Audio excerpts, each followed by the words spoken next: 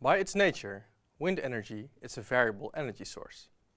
When we make the transition to a sustainable energy system with large roles for wind and solar, we are also shifting from a market with variable demand to a market with variable demand and variable supply.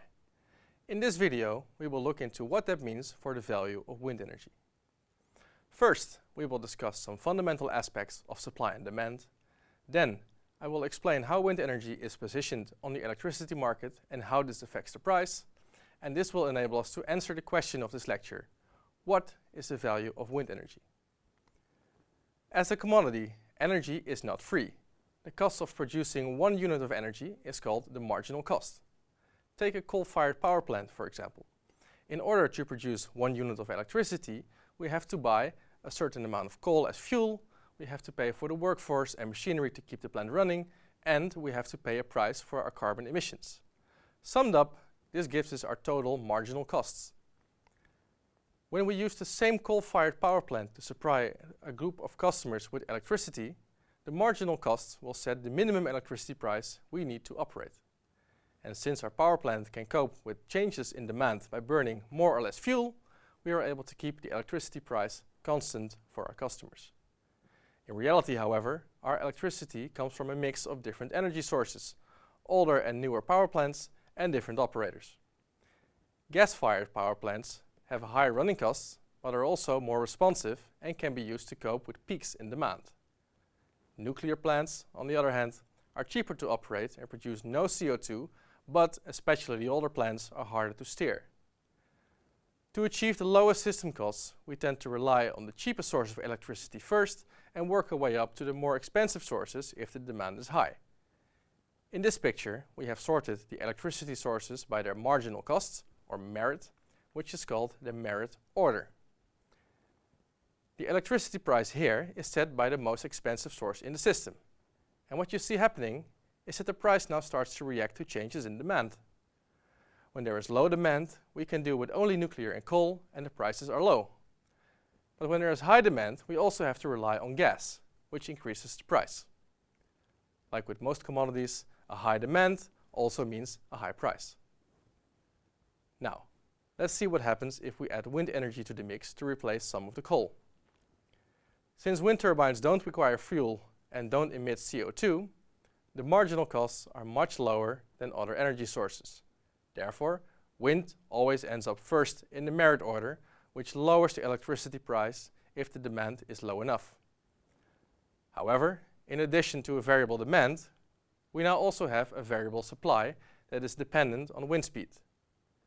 When there is a lot of wind, we can replace a lot of the coal and gas with cheaper wind energy, which reduces the price.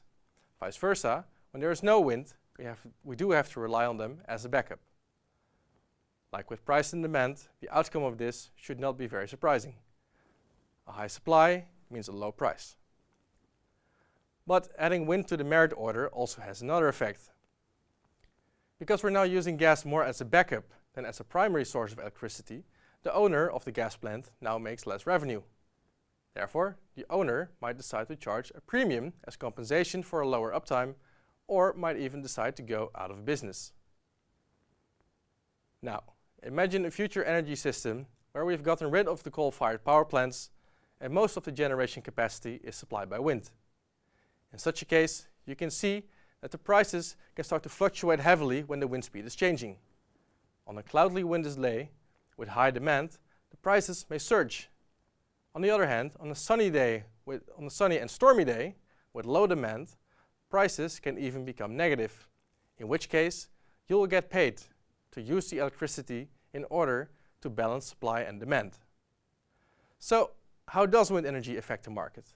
Well, we have seen that a higher demand will lead to a high price, and that a higher wind speed will lead to a lower price and vice versa.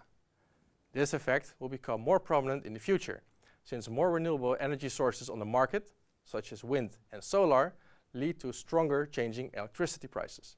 We call this price volatility. Moreover, due to the merit order effect, wind energy may push the more expensive fossil fuel power plants out of the market. Sounds like good news, right? Well, there may be a hurdle. Because of the way the wind speed affects the price, a wind farm produces the most energy when the price is lowest. The price that the wind farm owner effectively gets for the energy is therefore lower than the yearly average electricity price. This effective price, compared to the yearly average, is called the capture rate and is always lower than 1. In a sense, the capture rate represents how the fluctuating nature of wind energy is valued on the market.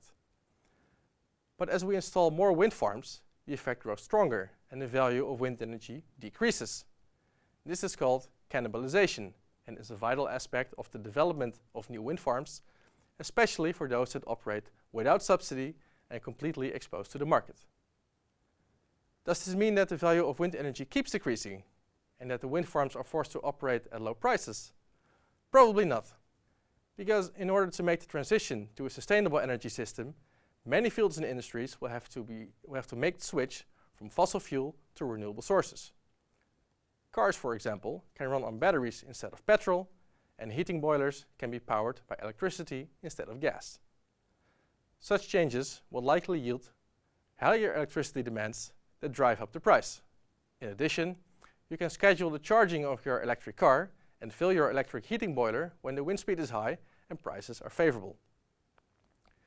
The same applies to large-scale energy storage systems, which can charge when prices are low and discharge when prices are high. These will eventually become viable as a carbon-free backup capacity. But both in the short term and in the long term, a healthy growth of wind energy must go hand in hand with the electrification of the demand side.